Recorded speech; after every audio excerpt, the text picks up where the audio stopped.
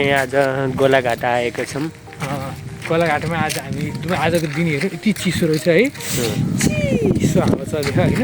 अनि अब हाम्रो सूर्यास्त आएको दृश्य पनि यहीँबाट देख्न सकिन्छ। हाम्रो यस्तो राम्रो ठाउँ छ, सबैजना घुम्न आउनु होला। भ्यू टावर नि छ होइन हाम्रो यो चाहिँ हाम्रो भ्यू टावर भन्दा पनि हाम्रो मचाङ हो। मचाङ राम्रो छ, त्यहाँबाट पनि भ्यू देखिन्छ राम्रै। हजुर नमस्कार, यहाँलाई स्वागत छ। हामी चाहिँ यतिखेर गोलाघाटमा रहेका छौँ र गोलाघाटमा विशेष गरी साथी भैरव तिमल सिन्हा र म रुजन पौडेल। आज हाम्रो प्लान चाहिँ खतरा थियो है साथी, अनि एकदमै यो हावा चलेर भनेपछि त्यस्तो भएन, त्यही पनि हामी भिडियो चाहिँ बनाउँछौँ ल। अब हाम्रो यो गोलाघाट भनेपछि कहाँ कुन ठाउँ के कसो भन्नु होला होइन। हाम्रो गोलाघाट भनेको चाहिँ हाम्रो पश्चिम चितवनको सबभन्दा अन्तिम ठाउँ हो कि भरतपुर महानगरपालिका 28मा रहेको छ। यो चाहिँ यहाँहरू पनि हेरेर आउनु होला। हाम्रो ठाउँ राम्रो छ, रमाइलो छ, यहाँहरूलाई म देखाउन चाहन्छु होइन। हाम्रो ठाउँ चाहिँ एकदमै यो सूर्यास्तको दृश्य देख्न सकिन्छ भनेर चाहिँ एकदमै प्रख्यात छ कि हाम्रो ठाउँ होइन। यस्तो राम्रो छ यहाँ चाहिँ भ्यूहरू चाहिँ। अनि त्यस कारण अब हाम्रो यो ठाउँमा चाहिँ अब धेरै पर्यटकहरू पनि आउनुहुन्छ टाढा टाढादेखि हाम्रो ठाउँ हेर्न भनेर। अनि हाम्रो ठाउँको विशेषता भनेको चाहिँ विशेष गरी अब यहाँ चाहिँ डुङ्गा सफारीहरू होइन हुन्छ, जिप सफारी हुन्छ, त्यस्तै गरी ऱ्याफ्टिङहरू पनि हुन्छ होइन। एकदमै राम्रो छ ठाउँ, रमाइलो छ, आउनु होला, इन्जोय गर्नु होला। एउटा नेचुरल भनौँ न, प्रकृतिसँग रमाउन चाहिँ हजुर सक्नुहुन्छ होइन। साँच्चीकै यो भिडभाड, यो जुन भिडभाडभन्दा बाहिर रहेर आफूलाई यो प्रकृतिसँग चाहिँ एकछिन भए नि समय व्यतीत गर्न सक्नुहुन्छ। यो छ नि दोभान हो, त्यहाँ दोभानमा गएर चाहिँ यतापट्टिबाट चाहिँ हेरापट्टि जान्छ मेरो यो पछाडि भागबाट, र त्यहाँ गएर चाहिँ के हुन्छ त, त्यहाँ गएर मिसिन्छ, मिसिएर चाहिँ त्रिवेणी हुँदै जान्छ।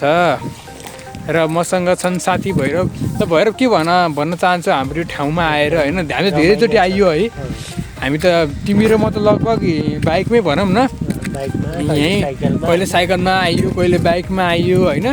धेरैचोटि आयो, कहिले कुन पर्व हुँदा आयो, जस्तो कि हामी माघे सङ्क्रान्तिमा यति रमाइलो हुन्छ त्यो बेलामा पनि आइयो होइन। यसरी नै पनि हामी बेला बेलामा आइराखेको छ। यो ठाउँ निकै नै रमाइलो ठाउँ हो। अब रमाइलो छ, त्यहाँ हेर्नु न, यहाँहरूलाई म देखाउन चाहन्छु त। ल हेर्नु त, त्यहाँ त्यो हाम्रो चाहिँ त्यो गेटहरू बन्दैछ है। त्यहाँ यहाँ होटलहरू पनि छ, त्यो होटलहरूको चाहिँ त्यो भनौँ न गेटहरू बनाएको कस्तो राम्रो नेपालको झन्डाहरू राखेको छ होइन, निर्माणहरू भइरहेको छ।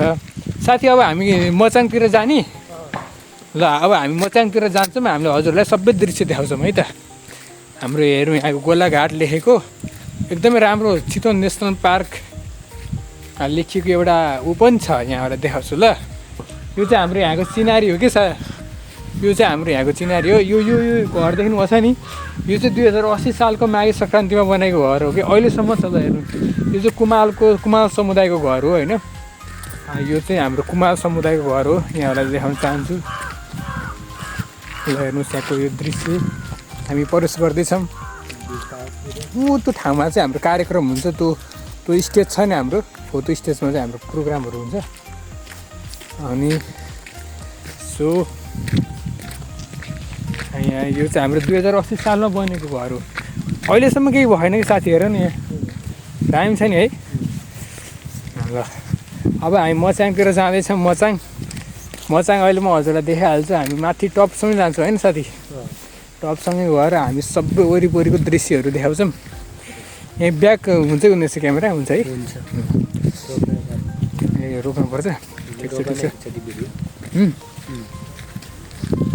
साथी। यो मचाङ हो, यो चाहिँ हाम्रो यही गोलाघाटमा रहेको मचाङ हो।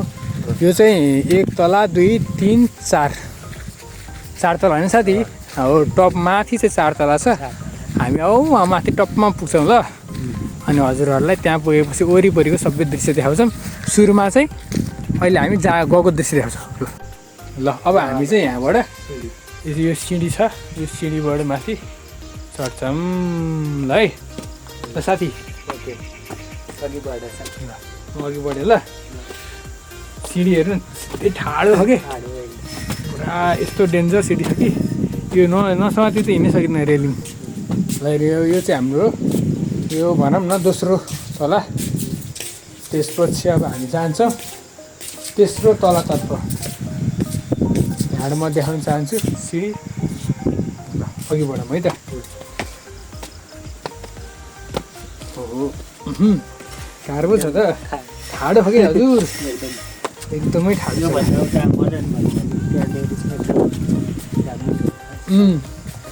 ल हेरौँ यहाँको अहिलेसम्म आउँदा हेर्नु कस्तो राम्रो देखियो नि पछाडिको भ्यू।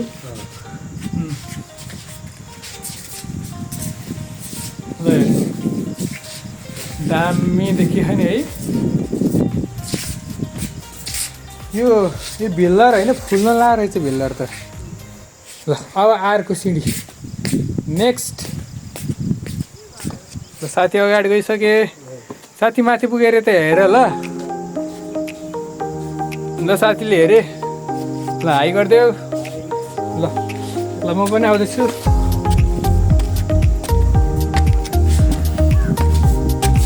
ल अब हामी टपमा पुगिसकेका छौँ। यो भन्दा सबभन्दा माथि ठाउँ हो। ल हेर्नु यता बस्ने व्यवस्था पनि छ होइन, यसरी लगाइएको छ। र आज हावा लागेको भएर ब्याकग्राउन्डमा केही भएको हुनसक्छ।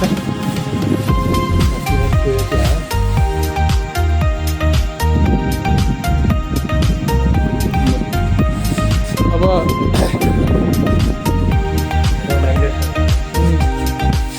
के लाग्छ साथी, धेरैचोटि आइयो होइन अब यो हाम्रो गोलाघाट ठाउँमा होइन। अब ट्याक्क लगाएर टिमीहरूमा पनि आइयो, धेरै मेलासेला हेर्न पनि आइयो है। बाघहरू चरेको पनि देखिन्छ, बाघहरू होइन। त्यसलाई त चिप्सो बारेमा जानुपर्ने हुन्छ। जय गोलाघाट। हामी चाहिँ गोलाघाट घुमेर सकिसक्यो। अब चाहिँ घर जाने तयारीमा छौँ।